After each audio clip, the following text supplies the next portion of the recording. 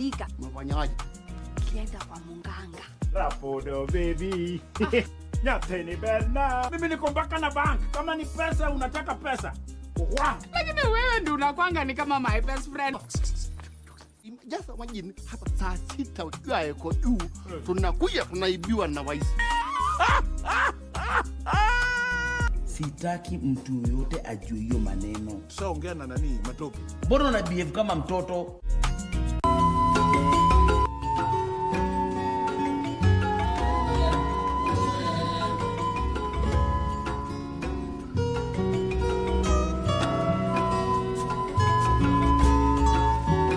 Grandpa, can you see me? I can.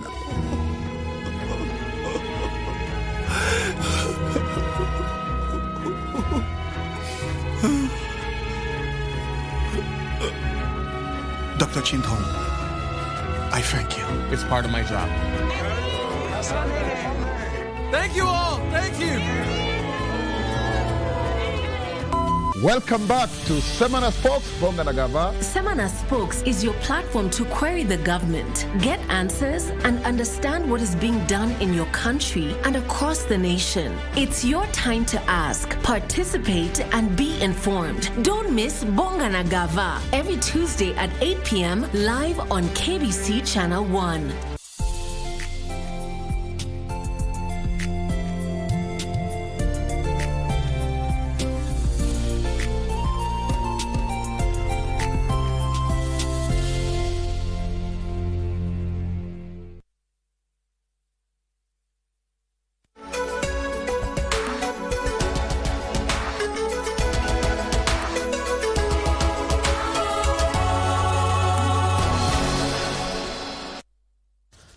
Sadakta mtazamaji, ni fahari yangu kuungana nawe siku hii ya Jumatatu ya tarehe 2 mwezi Februari mwaka 2026. Wakati mwingine tunakongamana hapa ni kufahamisha baadhi ya taarifa ambazo tumekuandalia kwenye chumba chetu cha habari ya dhuhuri hii.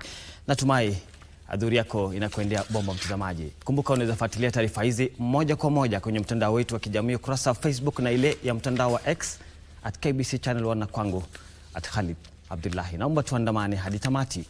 Serikali ya taifa imehimizwa kuharakisha mchakato wa kuwarejesha nyumbani raia waliokwenda ughaibuni kutafuta ajira lakini wakakwama huko.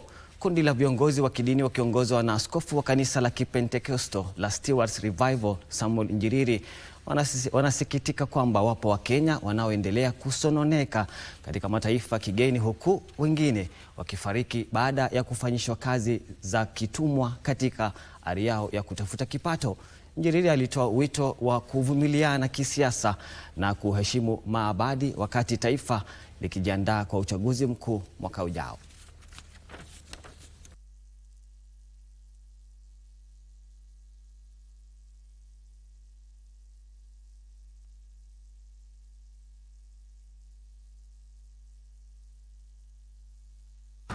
Tunaona sijui kama ni ukweli, naona kwa mitandao wengine wakilalamika ati sijui wanakufia huko.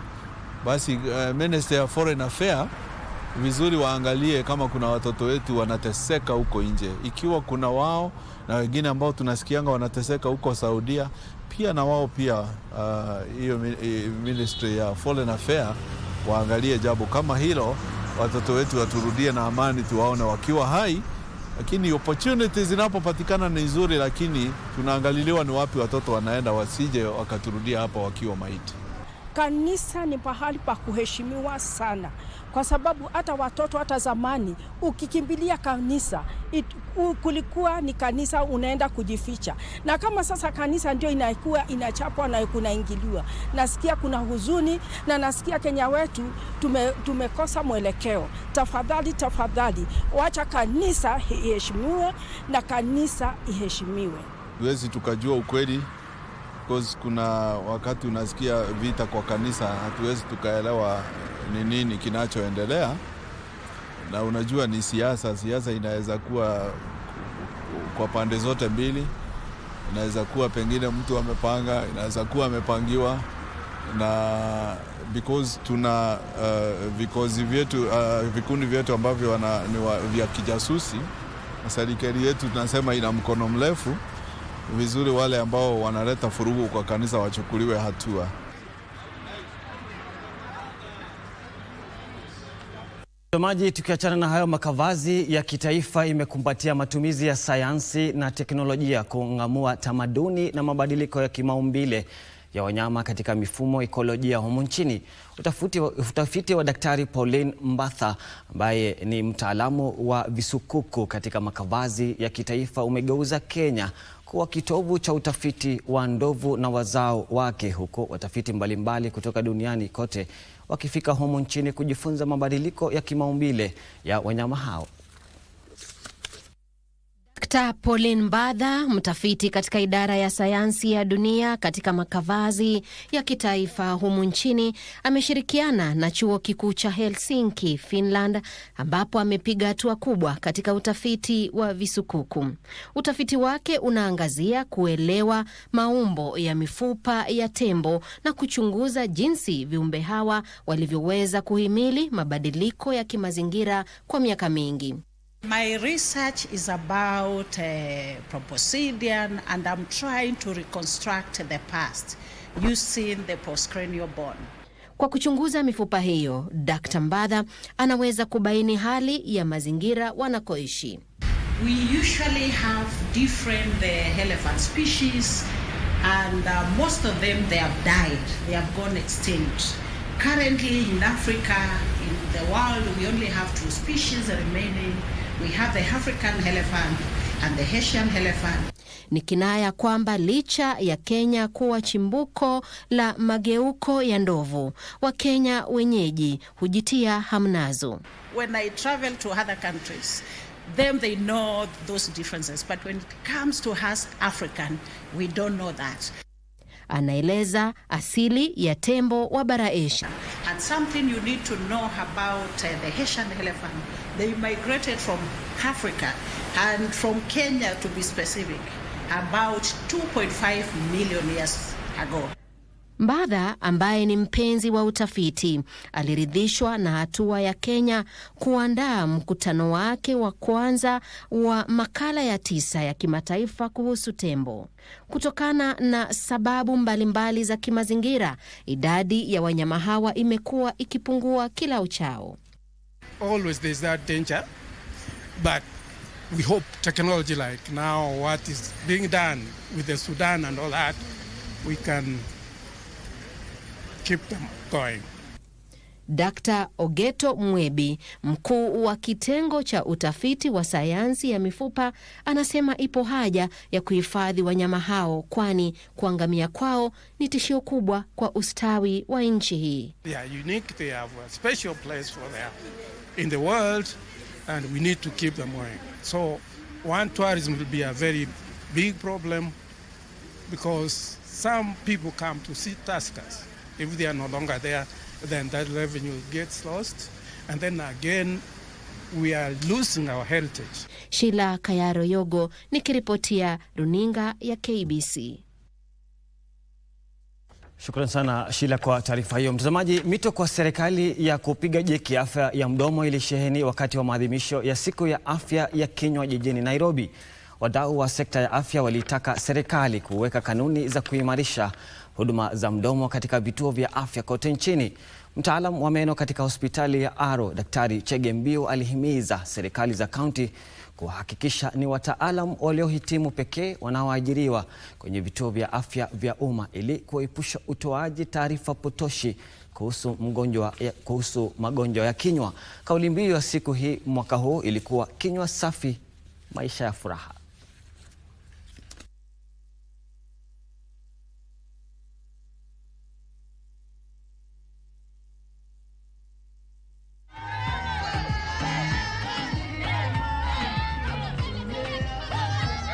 To other partners, including the government itself, is to work on the regulations and to see how best we can promote oral health for the people of this country.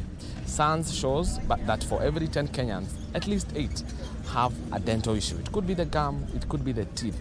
So how best do we, as a people, manage oral health to promote improved oral health related quality of life? So we as Aro Dental, in partnership with James Miles, partnership with the students, we want to do our part. We want to use art to promote good behavior, to promote good practices for the betterment of our people. And this is just the beginning of what you can do. So in Kenya, we are going to go across the country, spreading the message of how essential oral health care is and how important it is as part of life. And we are here today resonating with the slogan that the FDI gave us, that a happy mouth is a happy life, just to spread and preach the gospel of this happy mouth is a happy life to everyone here in the country.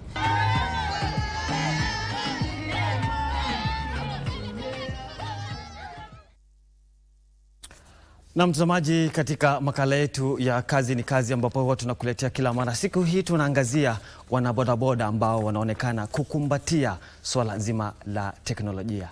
Tazama.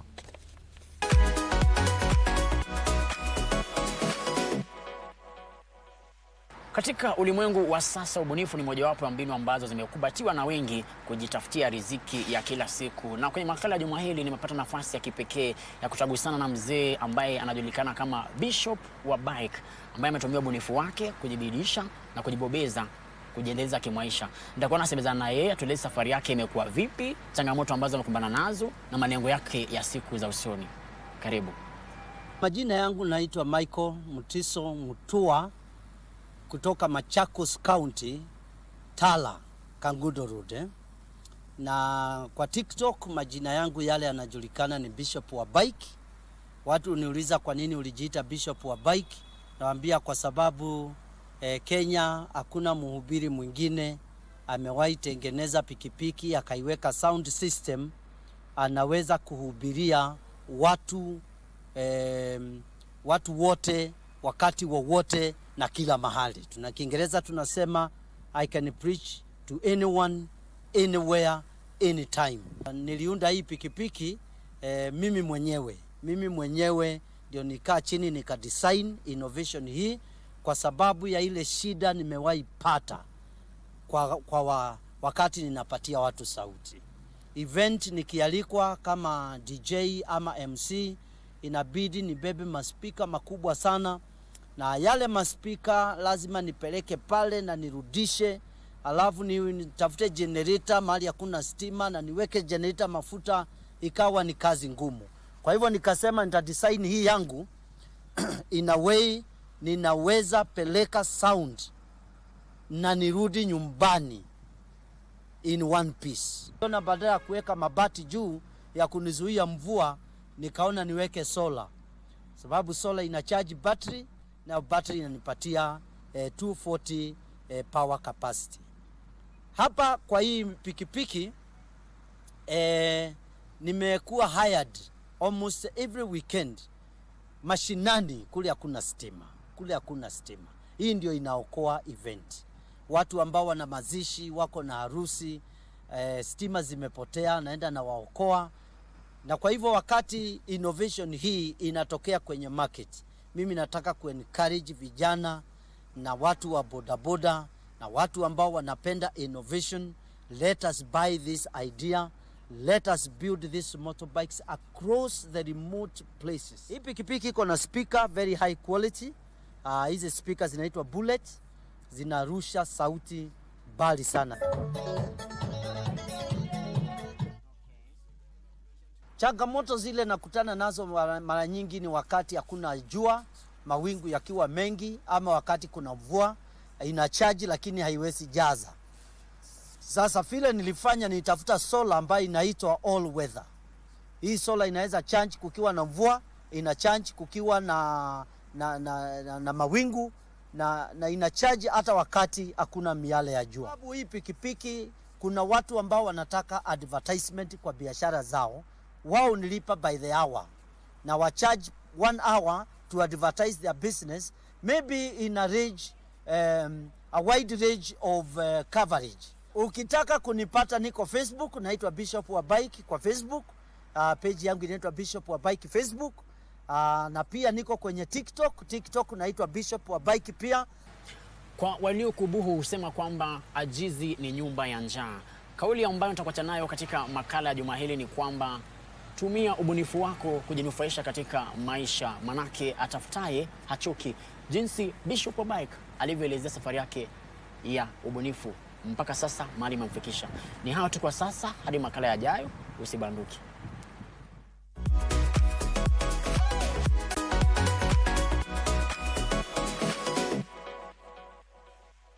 Ujambo, natumai ubuheri wa afya na karibu katika makala ya juma hili. Idadi ya watu ambao wanaendelea kutumia vipaji vyao kujiendeleza na kujikuza kimaisha inaendelea kiongezeka kila uchao. Na kwenye makala ya juma hili nimepata nafasi ya kutagusana na kijana wa makamo ambaye amekubuhu sana katika tasnia ya uchoraji katika maeneo ya Ole Kasasi, kaunti ya Kajiado. Njoo nami. Naitwa Arnold Otieno. Stage name yangu ni Dexty pale mtandaoni, social media.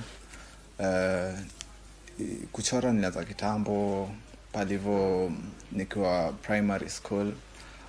Ndio manze wase walianza kuni hype, unachora fiti, but then it wasn't so much like haikuwa as much as now, like my talent wasn't haiko kwa ile level yenye iko saizi. Realize manze niko na skill, nilirealize niko na skill ile time yenye manze unachora kitu kidogo. Zilikuwa tu cartoons ndogo ndogo pale, unachukua paper, unapata sketch vitu kidogo, wase wanabambika, but then haikuwa hype ingine strong. But personally nilibelieve that naweza it take to a whole other level. I was doing pencil then, nilikuwa nachoranga tu na pencil, kai imetoka mbaya raba kidogo. And then going to high school, ndio sasa kwa professional, nikaamua kwa even more advanced na kuchora in pen. I already have the talent. It's not so hard. I want to major in 2D animation because it has more of drawing. Na hiyo ndio nimespecialize nayo. Kwangu nilikuwa naifanya kwanza ka recreation. Nilikuwa naifanya recreation, nilikuwa na chukua tu book pale hivyo. In high school especially ndio nilienjoy. I can say high school ndio nimeenjoy kuchora tu for recreation sana. After high school, now I started looking at the business side of it. A lot of people wakaona ati manzo unaweza chora bro, hii ni do, hii ni mamilioni umebewa kwa mkono. I'm like, iko hizo milioni. Then they like, draw people, you're gonna get money, sindio? So nikaanza kuchora wase, one can use it to, besides it giving me money. Recently I just finished a commissioned work, ili ni leta kidogo pale hivyo. So besides for commission, I also do it for recreation. So zingine ka nimeboeka nachora tu. So hizi madrawings ziko hapa ni zenye, for example, observatory. Zile zenye unaona kitu yote hapo hivi, umse hadi wewe mwenyewe umekaa tu hapo na hiyo position yenye umekaa, then I nakaa tu chini ni kuchora. Changamoto mostly for me right now, since I'm still starting, especially in the professional level, inakonga tu saa zingine kupata kasa hizi setup yenye niko nayo haiko professional. Kuna those canvases ziko raised, mse anaweza chora kama amesimama, hiyo bado sina, and I'm working towards it. Hiyo lazima nipate, nilikuwa nikisema lakini nitapata. So that setup yenye inasaidia mgongo juu I feel saa zingine mgongo una strain manze. I draw on the floor and then I stand, do some exercise, natengeneza back kidogo tena rudi, magoti pia zina strain hiyo time yote. Social media, you can find me on Instagram palivo najita Dexty 25 for real. Dexty, the spelling of Dexty ni DEXTEE alafu 254 the number. Kauli ambayo nitakuacha nayo katika makala ya juma hili ni kwamba tumia kipaji chochote ambacho unacho kujikuza na kujiendeleza kimaisha, manake ulimwengu wa sasa ni ulimwengu wa fulusi.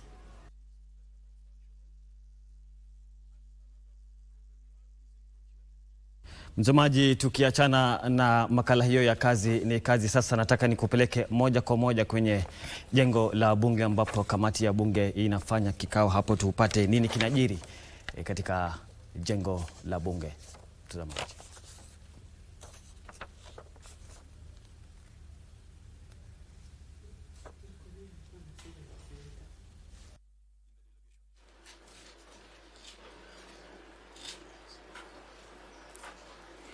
you have a head of procurement? No, not right away. But you have someone holding that position? Yes. Remember, it's a regulated profession, just like the accountants and the advocates and the HR people. So I think this is for next time. If there's a procurement matter, the head of procurement must be here, because they must take professional responsibility for failing to do the things that are required in law. So then we go to the report. I think that was a broad observation of the cross-cutting issues which we must deal with, which could have been resolved if things were done differently. So let's start with opinion. OAG, what was your opinion? The opinion on the financial statement is qualified. What was the basis for the qualified opinion?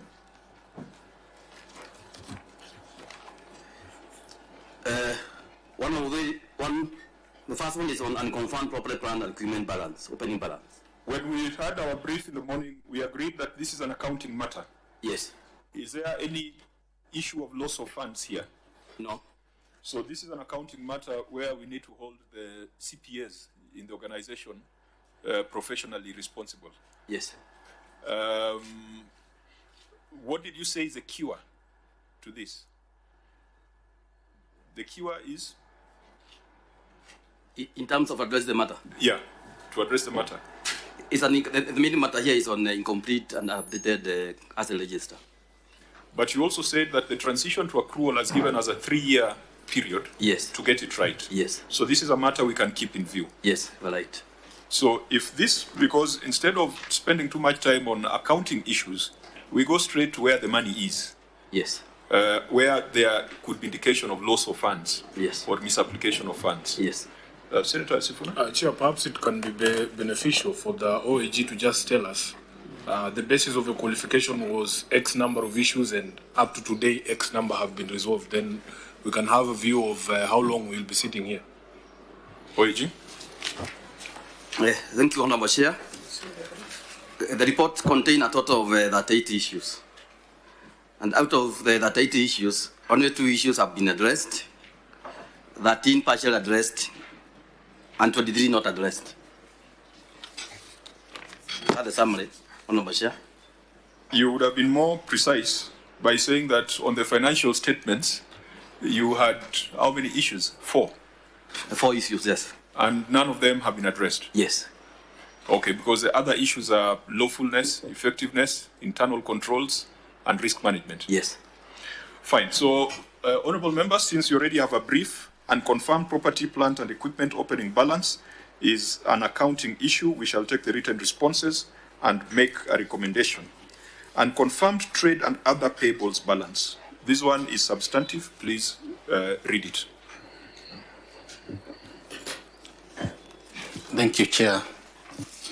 The issue is about unconfirmed trade and other payables balance. The statement of financial position reflects trade and payables balance of Kenya shillings 4,469,304,080 as at 30th June 2025, and as disclosed in Note 16 to the financial statements. Included in the balance is trade payables balance of Kenya shillings 2,386,947,335. However, supporting ledgers do not include details such as invoice dates and invoice numbers.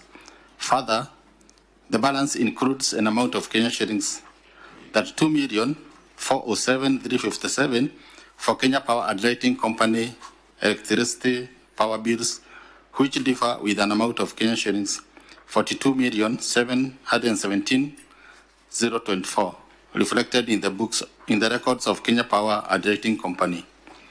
The resultant variance of Kenya shillings 10,309,667 has not been explained or reconciled.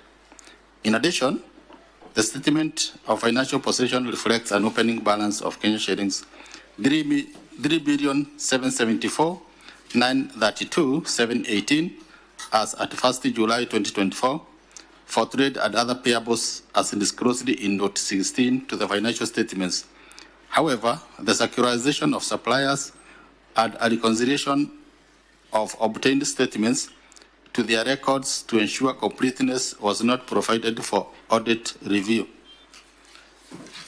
In the circumstances, the accuracy and completeness of trade and other payables balance of Kenya shillings 4,469,304,080 as at 30th June 2025 could not be confirmed.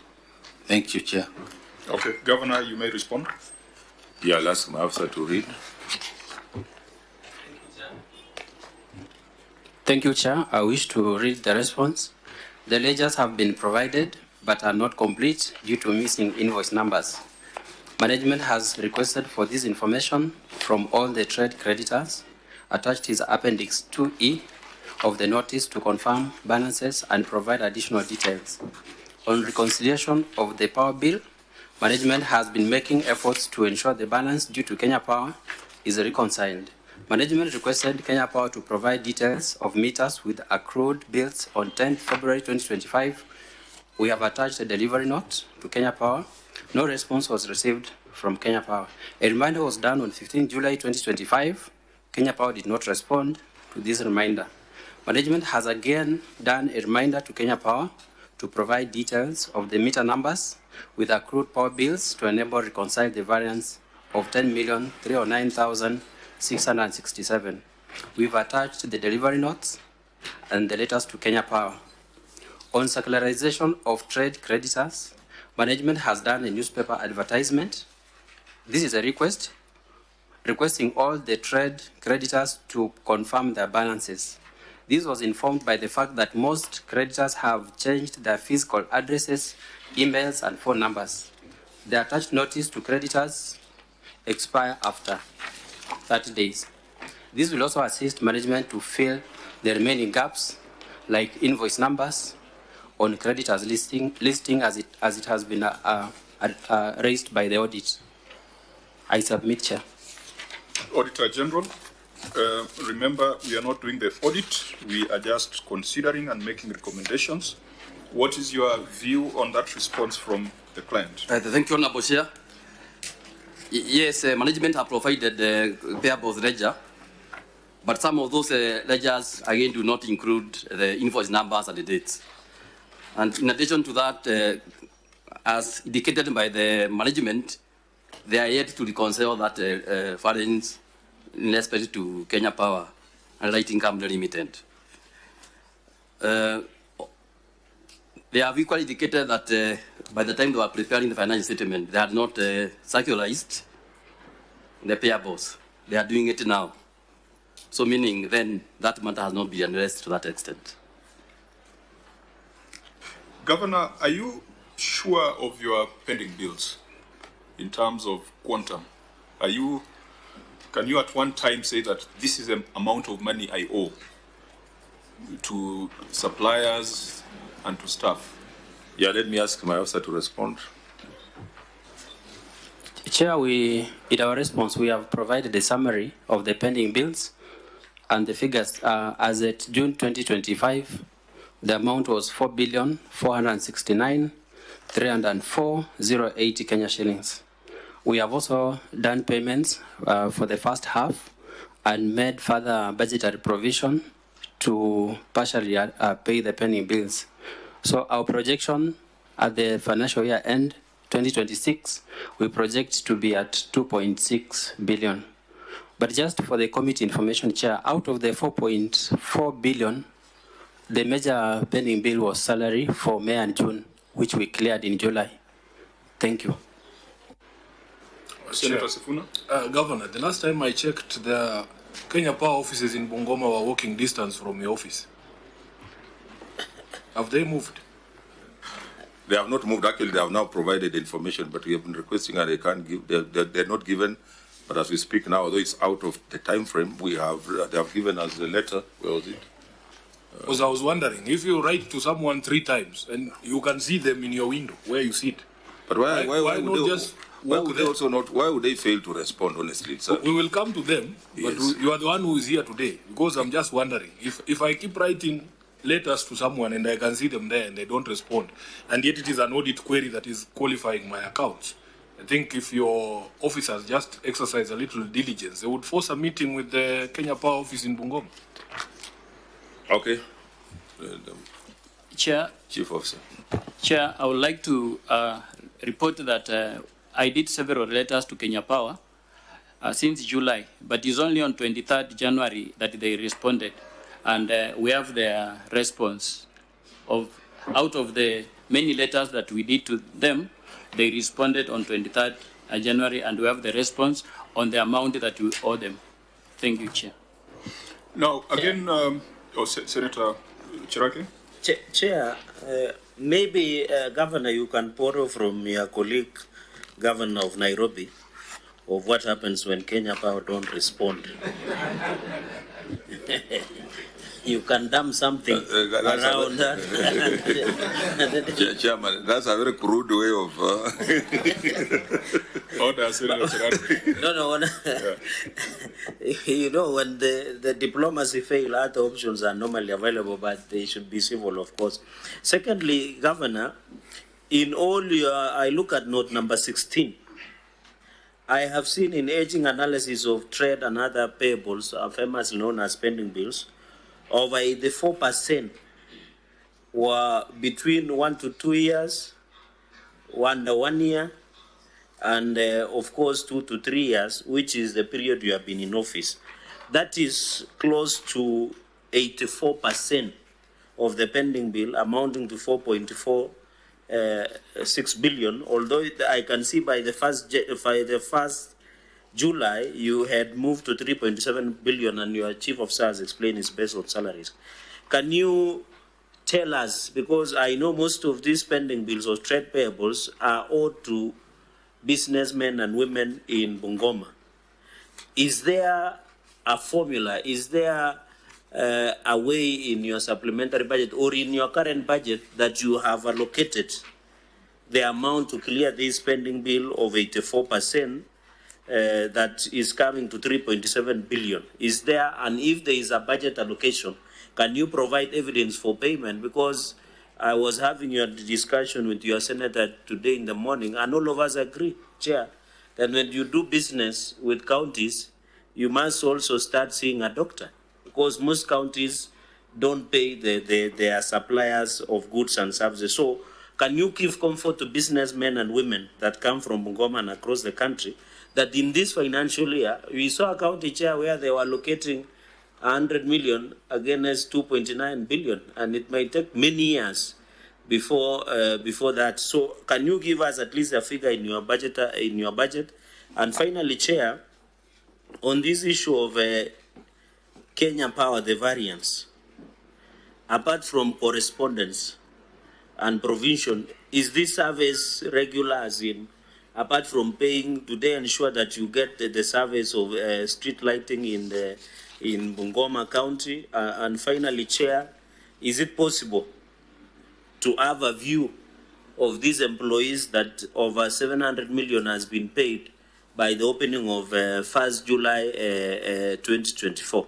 Thank you, Chair. I yield back. That will be my 3 questions. Governor? Thank you, Chair. If you look at the table we have given, in the supplementary that has just been approved, we have given a provision of 590,055,865 towards the pending bills. That's page 4. Page 4, the response. Yeah. I hope you're looking at the same document. The extract through the chair of the budget. The table is management response. Management response. Okay. Is this an extract of your budget, which was approved when? It was approved recently. It was approved in December 23rd. Okay. That is 590 million. Yes. So by the time you close, the outstanding will be 2.6 billion. If this is allocated, let's assume that it is dispersed. Okay. Then Kenya Power, of course, is not regular. We pay, but they have not been providing very regular services. It's quite irregular. Senator, Thank you, Chair. I want to ask on this amount for the pending bills. As you are aware, and I think your chief officer is aware because I've intervened several times for him to meet contractors and suppliers. This amount that you have factored in, Mheshimiwa Governor, because we have people who have pending bills ranging more than 2-3 years. And every time monies come, they keep just seeing the money on portals, but not in their bank accounts.